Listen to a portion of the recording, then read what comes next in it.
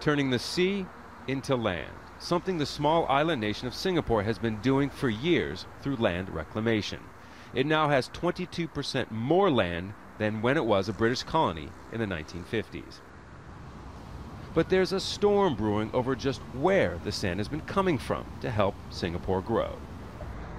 Most of it comes from here in Cambodia, where recent sand dredging, some 500 tons, has caused massive damage in Koh Kan province.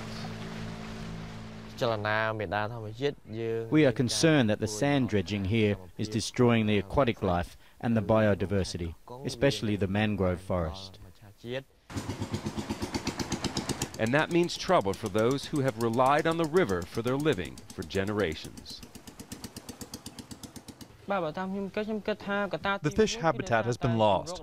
Importantly, their spawning ground is lost. They mostly live on the riverbed. When the sand is completely dredged, all the fish and crabs disappear. A situation replicated in many fishing villages along this stretch of Cambodia's southwestern coastline.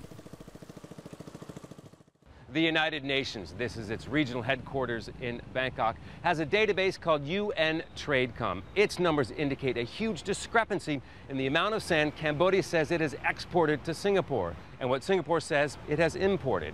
Over the last 9 years, it's a difference worth hundreds of millions of dollars.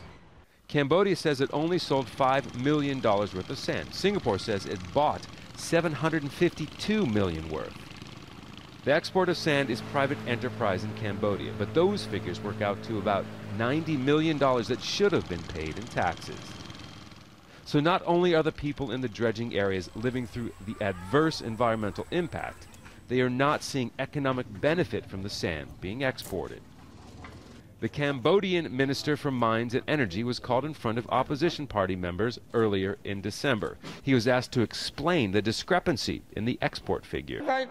The minister will negotiate with Singapore about why there is such a big difference in the ministry's figure and the figure from the Singapore customs. But government explanations won't change the damage that's already been done. These villagers perform a Buddhist blessing ceremony, hoping the remaining mangroves can be protected. Scott Heidler, Al Jazeera, Bangkok.